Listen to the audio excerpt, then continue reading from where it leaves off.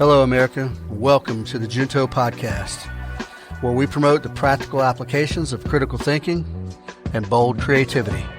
I am your host, Edgar Mills. Thanks for joining us.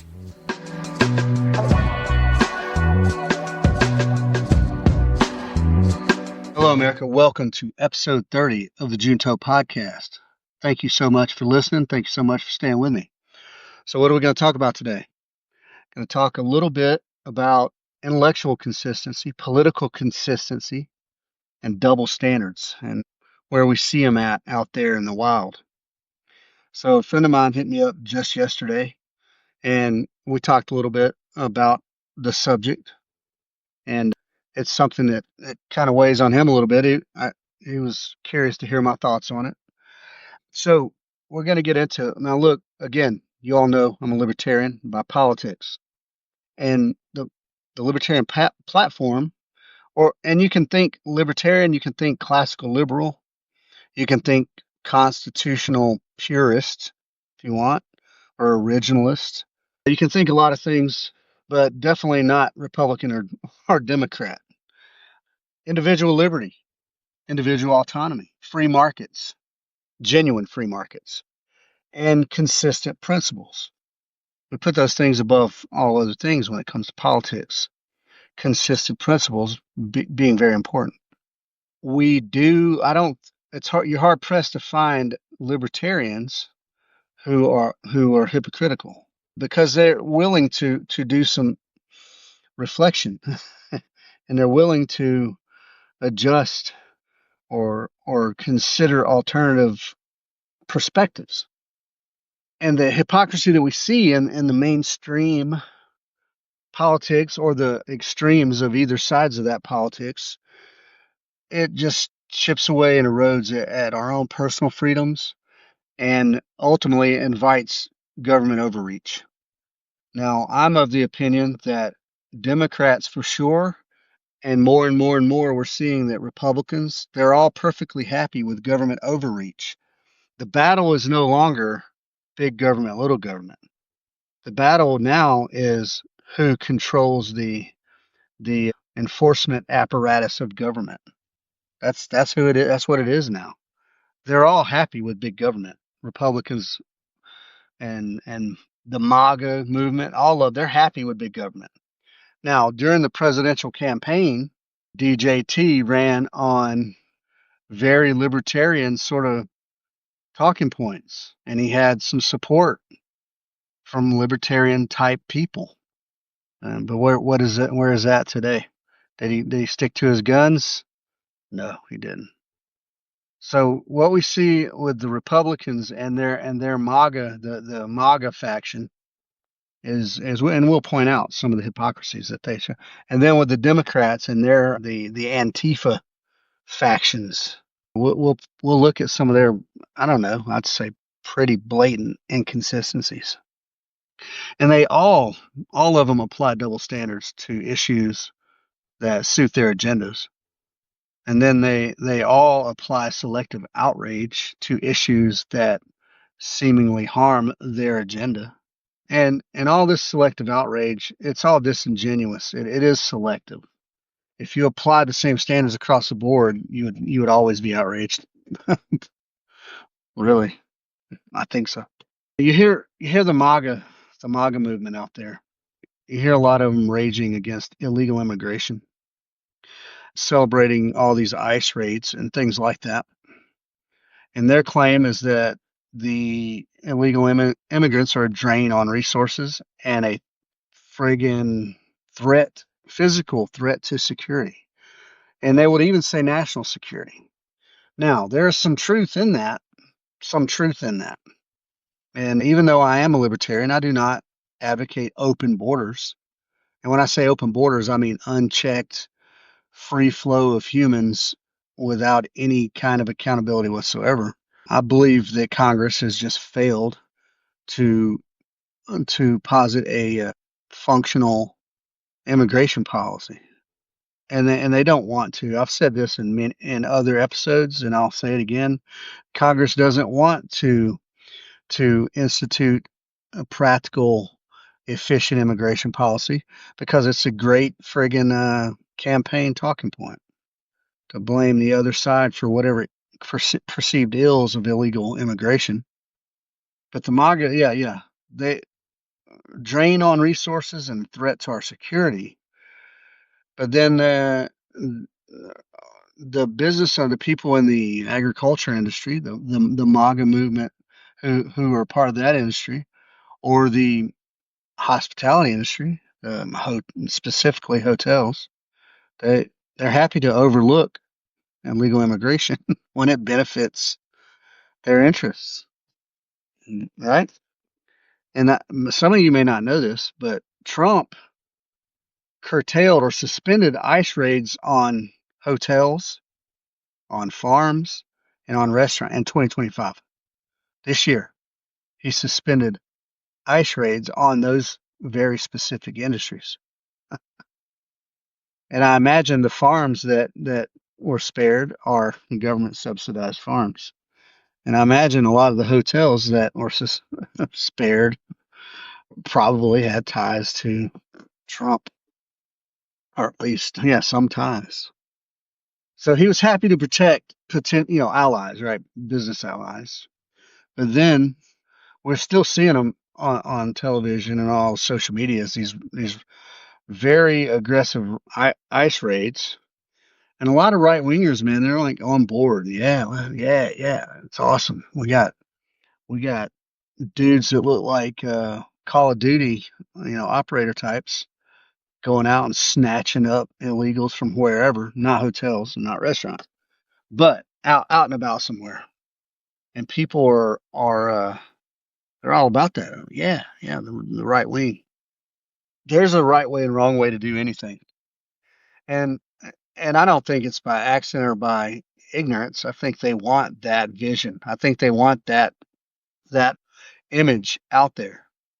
They want to push that scary image of masked up, heavily armed operator types out there in the general public snatching people up in a very violent way and just creating general chaos among the public. Where there's going to be ICE raids, there's going to be protests. Where there's protests, there's going to be eventual violence. And what does that do? Yeah, it just invites more government overreach. And I said this before, and I'll say it again. If Trump, if anything, if any reaction from Trump, if it's anything, it's an overreaction. So, and look, he's been doing business long before he was ever in politics, right? He's been doing business. And people say the things they say about him. Was he a racist? No, I don't think Trump is a racist at all. He's done great things for the black community. Tangible, tangible things. I don't think he's a racist, but I do think he's a harsh businessman, and I do think he's an opportunist. And practices that he used in his business, like hiring, illegal laborers, he turns around as the president and condemns it, and then puts all these scary dudes out on the ground to strike fear into the illegal immigration population.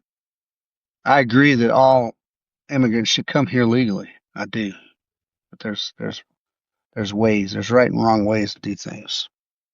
So yeah, MAGA's too happy to dogpile onto the illegal immigration situation here, but then they're too happy to defend their own use of these illegal immigrants, and that's hypocritical. Yeah, that's hypocritical. Don't be a hypocrite. And what else? What about surveillance? What about this mass surveillance? What about, well, just surveillance of American citizens in general? But if you roll out some Palantir program where they compile all this data from all these government agencies and there's easy access and it's easy to build these lists of people and you do it in the name of security in the fight against terrorism, the red hat MAGA crowd is too happy to jump on board, man. They're too happy to jump on board. But then there's another side of that coin, folks. Then they want to criticize. A big topic in the libertarian movement is all these flock traffic cameras that are constantly recording, not just people running red lights, but they're always recording. They're always compiling data, and they're essentially can be used to track you anywhere you go. Now, the MAGA people tend to frown on that, but it's very difficult to have one overreach without the other overreach. So they're happy when it comes to, well, we're using all this surveillance, mass surveillance, to pick up illegal immigrants and spot early warning of terrorists and facial recognition of bad guys and all this. But if it can be used against them, folks, it can be used against you. And that's the crux of this whole story here, is that whatever government overreach is happening, if you're in charge and you're like, oh, yeah, that's nice, imagine that power and that resource in the hands of your political opposite. And all of this is just another form of cronyism. That's all it is. That's using these resources to essentially benefit and profit your homies, your associates, your people. Yeah. So demand the right wing, well, they demand strict borders, and I think borders are important. But then they turn around and profit from cheap labor, illegal labor. They exploit. They don't think that illegal immigrants who do come here to work. I'm not talking about criminals, folks. I'm not talking about people who are trafficking in child labor and child prostitution. I'm talking about laborers. I'm talking about people coming up here to pick friggin' strawberries and stuff. The Republicans are more than happy to exploit that cheap labor. And if you don't think so, you're delusional. You're delusional. Let's move on to Democrats for a moment. Now, Democrats are happy to open the doors, aren't they? They want the doors open. Why? They want as many undocumented citizens as possible. And why? Because you can look around the nation at various Democrat-held cities, and they're trying to register illegals to vote. You get a driver's license, you can vote. You don't have to be a citizen. That's what they want. That's what they believe. Well, that's essentially buy that that's cronyism on the other end of the scale. They're essentially buying votes. You come over here, you vote Democrat, and you get all these benefits, and you get to stay. You don't have to worry. We'll protect you. We'll put you in a, what do they call it? Well, safe haven. What do they call it? Sanctuary cities. Yeah. Oh, you don't need to work. We'll put you on the snaps. Yeah. So they're happy to exploit illegal immigration for votes. Do you think the Democrats really and truly do much for the illegal population or for the immigrant population at all? Not really. They have a deeper agenda to erase the American identity, and whatever for whatever reason. But that's their game. They want to erase the American identity, and they want to flood the polls with illegal voters in order to maintain power. And then once they get control of the state apparatus, the state power, then they will try, just like Democrats are trying their best to, or Republicans are trying their best to maintain that control. I saw in recent days, old DJT was talking about a third term. Well, that's not bueno, folks. I don't care what you think about him getting robbed out of his second term or not. That's a whole different game. You don't He's served 2 terms, or he will have served 2 terms, and that's enough. The last time we saw a 3-term president, Congress had to rectify that, because that last time we had a 3-term president, he was essentially a communist sympathizer. Yeah, and you can hit me offline however you feel about Franklin Delano. All right, never mind illegal immigration. Let's talk a little bit about the far left. Let's talk about the Antifa crowd, who who on a daily basis decry fascism. Their name is Antifa, anti-fascist. They say they defend free speech as long as it aligns with their views. Yeah, as long as it aligns with their views. They are perfectly happy to use these state resources of surveillance to monitor your social media to make sure that you are not saying anything potentially racist. Or what's the catch for hate speech? Oh my God, hate speech. We can't have that. Oh no, we defend free speech, but not hate speech. I got news for you. If you draw a distinction between free speech and hate speech, you're all wrong. You're confused and you have an agenda. Now the difference between saying something ugly to somebody and calling their communistic views stupid and dangerous is different than actually threatening to kill someone or hurt someone or actually inciting violence by actually telling someone, I want you to assemble and then go and attack this event or that event. That's not hate speech or free speech. That's a clear threat. And there is a difference there. It's subtle. But hate speech, just calling something you don't like hate speech, is not. That's not it. That's You're not pro free speech. You're stifling opposing views, and that's a very fascist thing to do. Nobody is more coercive in their operations than Antifa in order to silence opposition, to silence conservatives. We have seen more in the way of silencing conservatives than we ever have in the way of silencing liberals. More violence. I'll give you a pretty egregious example, and there was a girl named Lola Daviette, and she was a 12-year-old French girl, murdered by an Algerian immigrant. And Antifa went out there and protested against. They destroyed this girl's portrait, and they had a violent clash with regular citizens in opposition to the indictment of this Algerian freaking migrant who murdered this girl, by the way. So murder is no longer a standard for the left. That's not the point at all to them, as long as it was a white girl, by the way. So there is a very big and obvious double standard from both sides of the aisle, folks. And Antifa's, they're quite violent.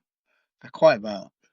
And I can tell you that Trump designated Antifa as a terrorist organization only last month or the month before. It's recent. And and one of the things he cited as the reason for that was that their protests, that they use their protests, violent protests, as a means to suppress any and intimidate and suppress dissent, any opposing thought. And that's what they did. They do. They strong arm. They go out in force, in numbers.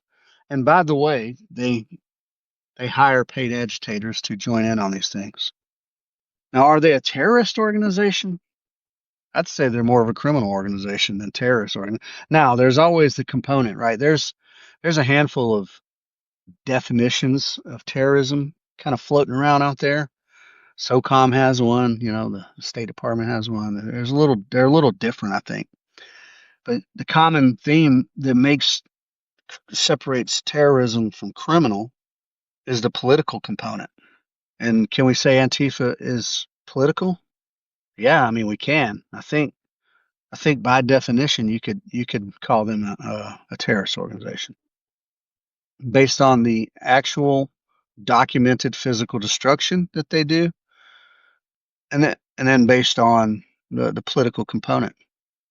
If you put a dollar amount on how much damage to property Antifa's done over the past, I don't know, several years, or how many actual physical assaults they perpetrated, they did. It would be a lot. There would be high numbers there, and those techniques are very, very, very fascist in nature, very authoritarian in nature. So it's not that they oppose fascism or authoritarianism. It's that they oppose who's in charge of the authoritarian uh, regime there. As long as they're in charge, if they're in charge, then it's all good, I guess. Now, mainstream Democrats will ignore all of this. CNN will report a mostly peaceful protests when there's cities on fire in the background, and that's that's from a while back, but it's absolutely true. And they'll conveniently ignore all these actions, and then anybody who criticizes those actions, they'll just label them as racist and extremist.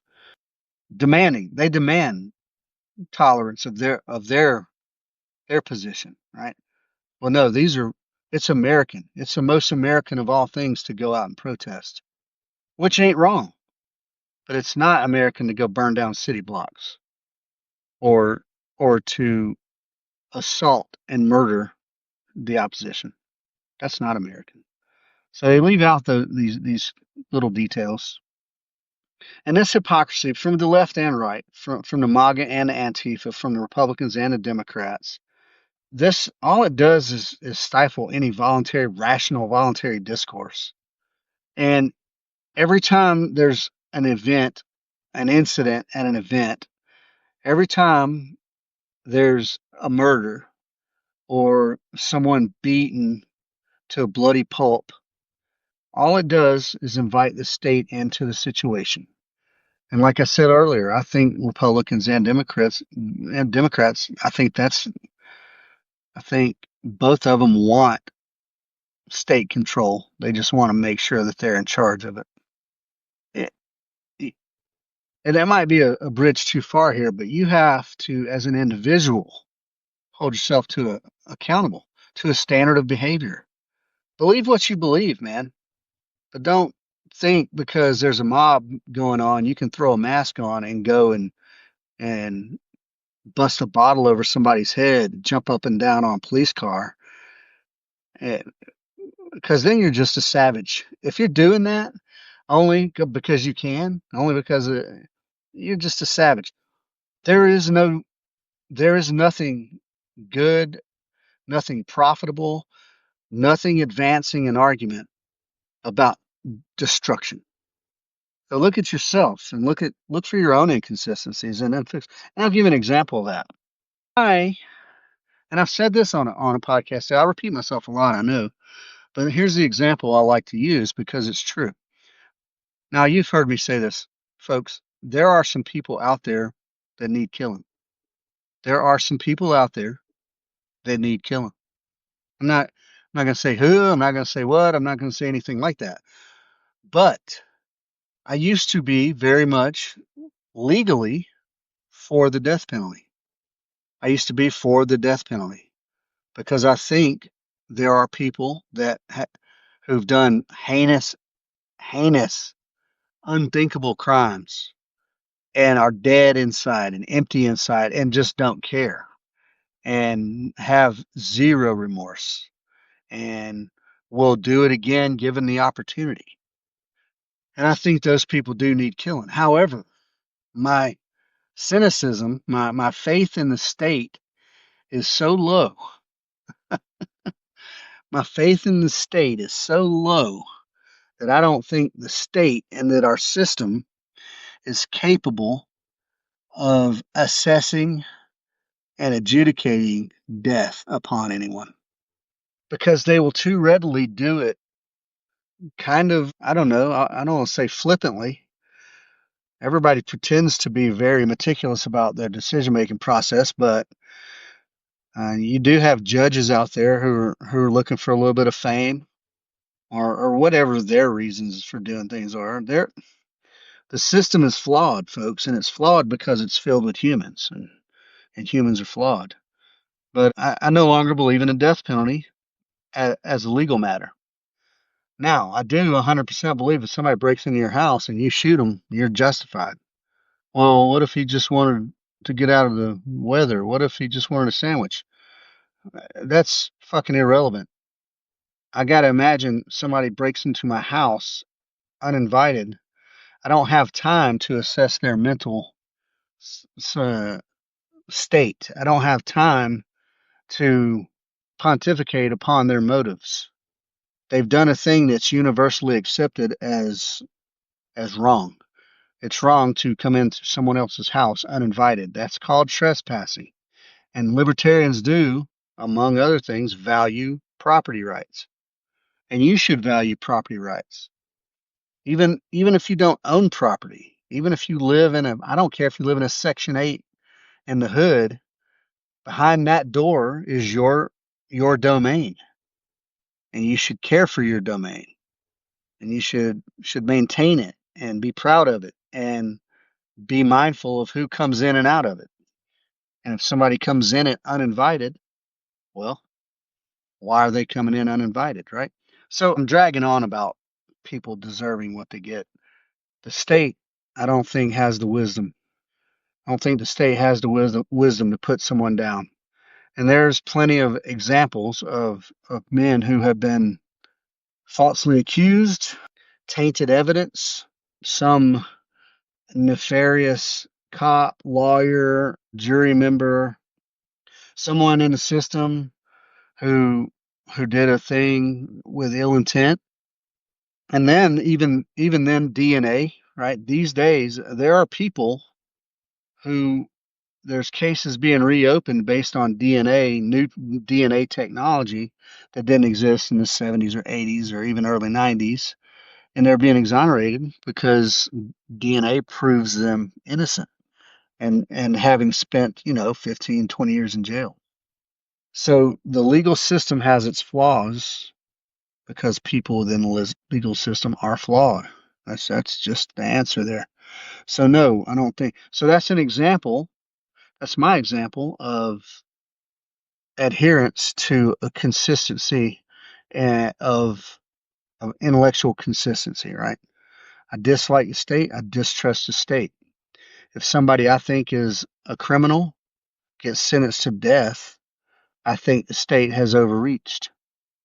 And if they put that person to death, then they've potentially just murdered someone who very potentially didn't deserve it. Now, that being said, there are some cases out there, folks, that are very cut and dry. And now you got to have the sort of question about rehabilitation and things like that.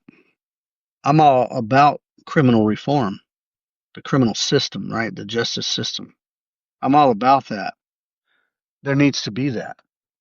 But you can't complain about government overreach as a conservative or small government as a conservative and then turn around in the same breath and carry on about being tough on crime and putting everybody in jail for the most minor of infractions. Because these jails, and I'll point to Fulton County Jail right now on Rice Street, that place is an absolute shithole. It it should be condemned. Now, do the prisoners do it? Mostly. But how long has that building been standing? And yeah, prisoners have a vested interest in destroying things in there. They use parts, they use bits for shivs. They use mattresses to bunker themselves in. There's all kind of stuff.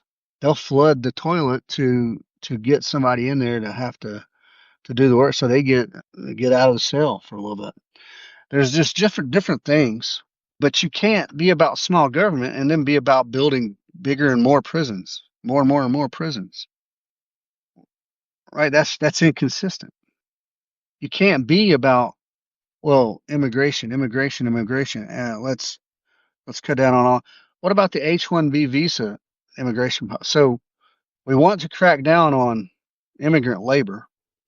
Well, we'll say illegal immigrant labor. But then we want to be very selective about the H-1B visas so that we can bring tech savvy, Indians and whoever else in. It ain't about the race. It's just that it happens to be the tech sector.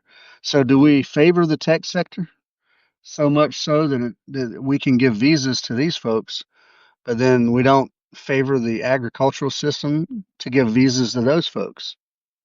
That's where your cronyism comes in. I don't know, man. It's crazy. It's crazy how we can overlook one thing, but then harp on another thing. And I attribute that to the mainstream media and to our echo chambers, yeah, that I've talked about a lot. Be intellectually consistent. Be politically consistent. Don't let Trump slide, man. Don't let him slide on things that are wrong or bad. Everybody, I remember, the Clinton years. Well, I remember George H.W. Bush years too. I remember the Clinton years, and the economy was pretty good under Clinton, if you remember. But if you also remember, there was a Republican House and Senate, so Clinton was pretty well stood up with. And you can like or hate Newt Gingrich, but he was a good politician. The economy was good. And I think everybody would agree with that. Literally, everybody let that guy slide for getting a blowjob in the White House. Yeah, because he was charming. If you guys remember the Clinton years, they were touting the Clintons as the second coming of Camelot. If you guys remember, John F. Kennedy and Jacqueline Onassis back in those days, they called that Camelot. It was like a fairy tale, handsome and articulate and all that stuff. And Jacqueline Onassis was glamorous and reserved and perfect wife, all this. And JFK was a war hero, and yeah, and he was sympathetic to the well, and he was anti-CIA by the way, too. And so that was Camelot. And then Bill Clinton, because he's a slick Willie, because he's a smooth talker, and he played the saxophone. You guys remember that on Arsenio Hall? He was cool, man. Yeah, he got, oh, I'm cool. He's a cool president. Like the first, like cool president. Now, JFK was really the first, but I think that's where they're making comparisons. You know what I mean? JFK's got Marilyn Monroe up there singing him happy birthday, like hanging out with Frank Sinatra and whatnot. Bill Clinton. Was that the second coming of Camelot? Nah, not really, man. Dude got a blowjob in the Oval Office. Dude put a cigar up Monica Lewinsky's bits. That he got a free pass. He still gets a free pass. That Joker's, he goes around. God knows how much they make. Him and Hillary, how much they make. Doing a speaking to, on a speaking tour, on a speaking engagement. I'd like to know. I should. I don't know if I could look that up or not. I wonder how much they make on one single speaking engagement. And then where's the money go? Does everybody remember Haiti?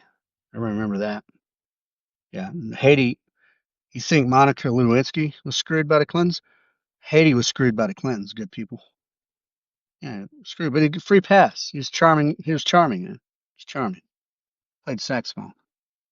What if what if Donald Trump was up in the Oval Office with I don't know, an intern, some intern, some 20, I don't know, 23, 24, 26 max year old intern. What if Donald Trump got a blowjob today, right now, today, in the Oval Office, and put a cigar in our private bits? Can you imagine? Can you imagine the liberal explosion? Oh my God. Inconsistency, folks. Double standards. Both sides hold double standards. It's good for me, not good for you, and vice versa. Is that okay?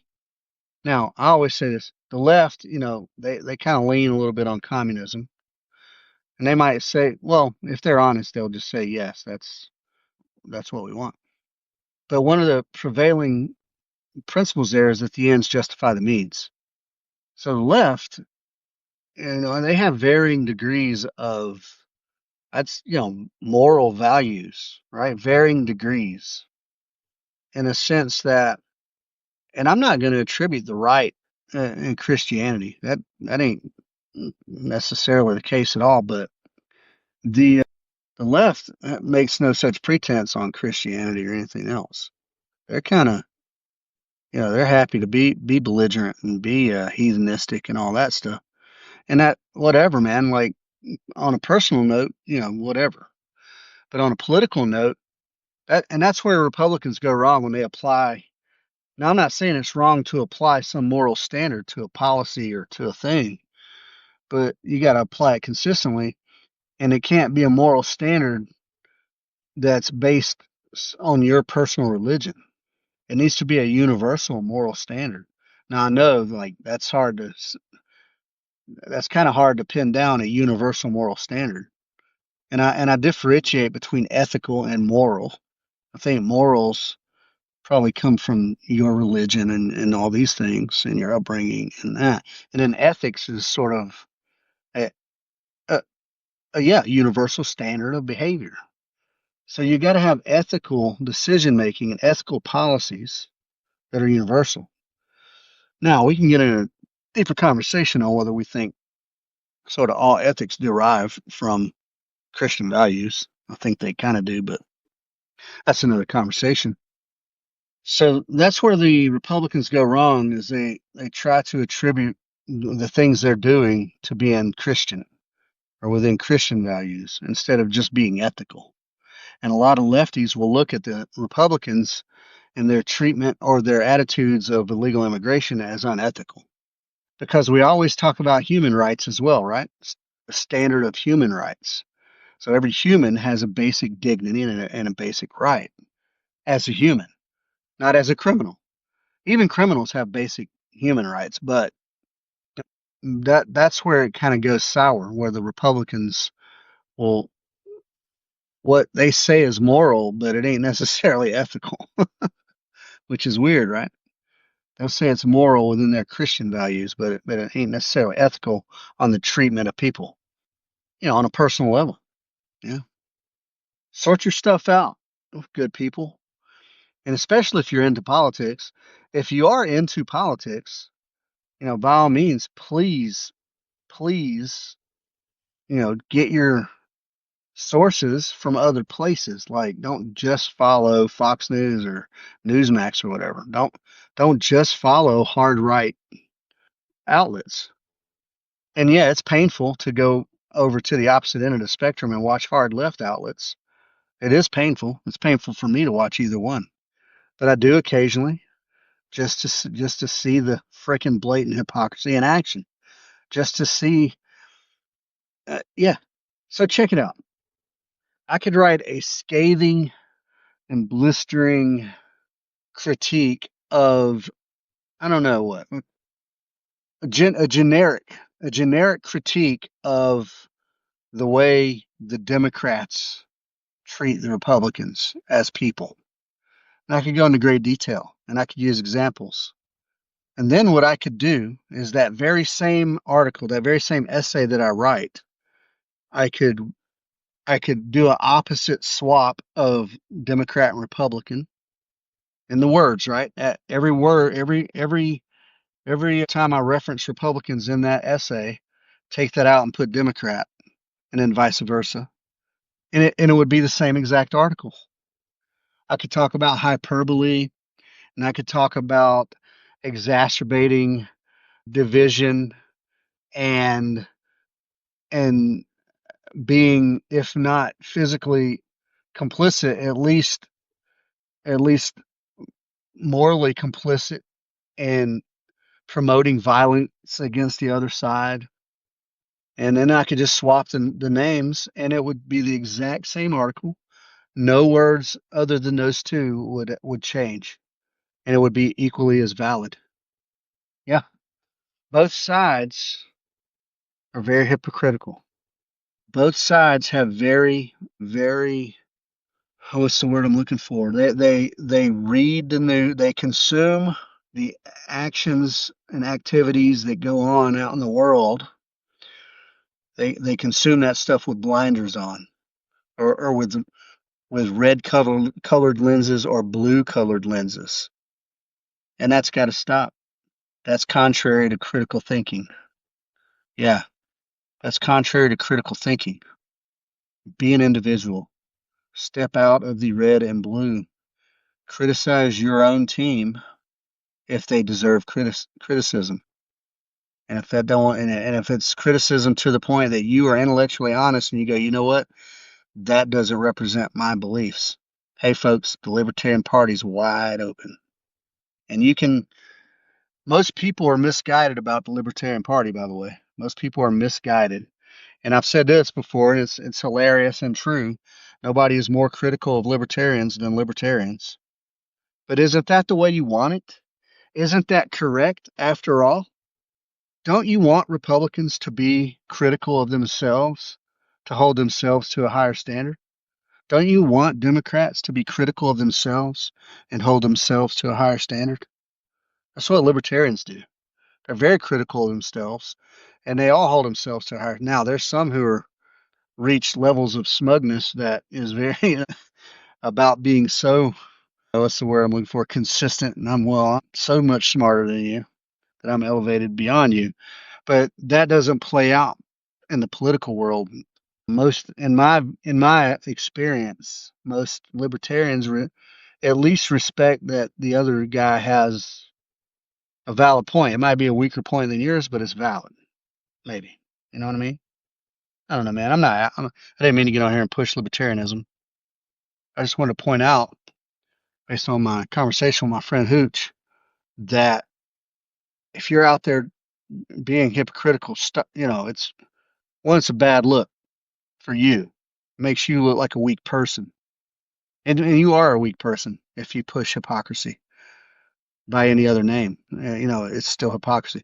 So don't be a weak person. Be strong and stand in your actual beliefs. Now, hey, by saying that, if you are a right wing extremist and you are a racist and you don't believe that there should be any brown people in America, then stand on it. Show the world what you are and be that and own it. Don't try to infiltrate what generally would be considered moderate factions of the party and try to infect it with your truth. Stand on your beliefs. Be man enough or woman enough to stand on your beliefs and then take what comes. And the same goes for liberals, Antifas. I don't even know what your real true belief systems are. If you want everybody in the world to be transgender and light tan, mochaccino, and get their genitals mutilated, and I don't know what. I mean, I don't even, yeah, be communists and somehow communist, but also Islamists. I saw a picture of a trans queer Muslim something holding a sign up. I'm a trans queer Muslim or something. You may believe that you may be trans and you may be queer, but you're not a Muslim. You're not a devout Muslim anyway, because they're not compatible. Good people. I don't care what you think. I don't care what kind of fairy tale you weave into that situation.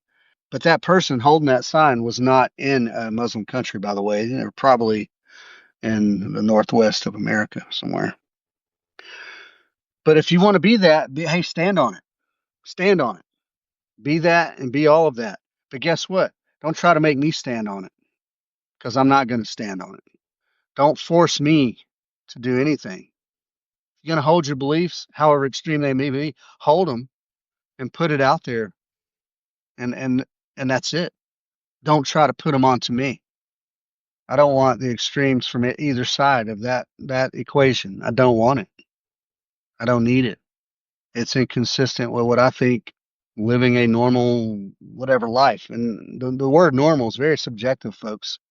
But you can be a happy human being without ever forcing or trying to cancel or trying to call out someone or trying to do all these things. Stand on your beliefs by all means, but don't be a hypocrite. Don't be a hypocrite. Don't say you hate surveillance, but then you want certain groups, social media, to be monitored for hate speech. Don't say you hate surveillance, but you want to use facial recognition to spot potential criminals and terrorists because it's all of it. The state, the state apparatus, every resource within a state is a double-edged sword and it cuts both ways. And the people who wield the sword at the time, they're only slicing it one way, but it's always going to change hands. And if it ever gets to the point where it doesn't change hands, we probably got a big problem. The Democrats will be perfectly happy to flood America with illegal aliens who will vote Democrat and never have to worry about another campaign in their whole entire life. And the Democrats always be in power, and they would be so happy, and the world and America would go to shit financially. It would become a third world country, and then it would be like every other third world country. The highest levels of government would live very comfortably, like they do now. They would still enjoy all the goodness that they get to enjoy, and we would be out here on some kind of universal income, free health care that is barely at the level of an infantry, or like a medic. You know what I mean? Like the quality of services would drop. The cost, well, the cost would drop. I mean, we wouldn't have to pay for it for sure. We would pay for it via taxes. You wouldn't see very much of your paycheck if you had a paycheck at all. And if they were able to make everything state regulated, then you would just be on the state dole. And then what if Republicans took over? I don't know, man. I don't know. What if? It would be a very probably, well, I don't know. In an extreme version, I imagine a bunch of like American psychos. You know what I mean? A bunch of money hungry traders and mer- mergers and acquisitions, murders and inquisitions, and the weirdos and the hippies would be second class citizens. And I'm not 100% sure what that would look like, but they would still be probably very much operate in the same way as far as state control, I imagine. Yeah, I imagine. So I don't know. Well, now I'm going off on like unverifiable things. I'm just telling you the opinions here, but it's always just my opinion anyway, folks. It's always just my opinion. I'm going to circle back though. Here we go. Don't be a hypocrite. If you believe a way, believe that way, but don't conveniently massage it in certain company. Just stand on your beliefs. Yeah, just stand on them politically. That being said, if you believe it's okay to go out and murder somebody, no, you're not. You're that's psychotic and wrong. Believe what you want to believe and let other people believe that what they want to believe. If it comes down to you arguing about it and fighting over it, just don't. Just choose not to. You can just as easily cuss somebody out or go, "Hey man, you want to go grab a pint over and talk shit over a Guinness?" You might find out you both like some of the same things. You know what I mean? Yeah. It's just as easy to do one as the other. But these days, political discourse, at least on the socials and at least on TV, it's all dominated by emotion. And that's emotions will play tricks on you. So don't be guided by emotions. Stand on your beliefs. Don't be a hypocrite. Don't let emotions dictate your actions. Feel what you need to feel, but don't let them dictate your actions because you get in trouble that way. Yep. Man, all right. I droned on and on. I droned on and on. What I'm getting at is be consistent. Don't be a hypocrite. Consider other people have every bit as right to believe something as you do. And if those beliefs are inconsistent, that doesn't change their rights. It doesn't change yours. You do not have a right to infringe upon someone else. You do not have a right to infringe upon someone else. All right. Good people. Golly. Land navigation. November. Let's see. I'm going to tell you exactly when that is. Land navigation, November, blah, blah, blah, blah, blah, blah, blah. This is the 2-day course, and it is on 15 and 16 November. 1 day classroom, 1 day in the woods. We provide all the equipment. The 3-day land navigation course slash challenge, that's an overnighter in the woods. That is on December 5 through 7. December 5, 6, and 7. That's 1 day in the classroom and then one overnighter in the woods. So December 5 and 7. That's a challenging course. We we have a few seats available for that. And the recommendation here, we provide all the equipment, good people. The recommendation here is that, it does require a little fitness. I don't think you need to be an ultra runner, good people, but it requires a little bit of fitness. You will be taxed out there physically. So be mindful. The good news is it's in December and the trees won't have any leaves on them. So you'll be able to see, at least during the daytime, you'll be able to see well. All right. And then for shooting wise, let's see, November 9th, we got the Fall of the Wall 2-gun match, celebrating the fall of the Berlin Wall, one of the most iconic symbols of communism ever to have existed. I can remember watching that on the news as well on CNN the very day that that wall came down, and it was very inspiring, and it's what inspired me. One of the things that inspired me to join the army. Yep, Fall of the Wall 2-gun match, November 9th. And that's going to be 4 action stages, at least 2 2-gun stages, and probably 1 pistol, 1 rifle, and then 2 2-gun stages. So it's going to be a good time. It's going to be fun, fast-paced stages, and so check that out, good people. And then go on to the juntopodcast.com and read some of the blogs, catch up on some. Well, to catch up on the podcast, you got to listen on your podcast platform because the website only has the last 3. It just has the top 3 podcasts on it, so or the last 3, the most recent 3. But anyway, get on there and read the blogs, folks. Give me your feedback in any way if you want to email me or whatever. Do want to hear your feedback. Please follow on Instagram, and then please consider giving to the Help a Homie Fund. That is givesendgo.com/help a homie. And for those of you, again, that have given, thank you so much. This goes to regular people who just need a little help. This is a way for me to give to people who might not qualify for any programs, or they have a job but their car's broken, they can't get to and from. There's just all sorts of little things that little people around town need help with, and I want to be able to help with that, and I appreciate you guys helping me to do that. All right, once again, folks, thank you so much for listening. I appreciate each and every one of you. Please reach out and give me feedback at any time. Treat each other well, good people, and have good manners out there in the wild. Have good manners out there in the wild. All right, I love you guys. Take care.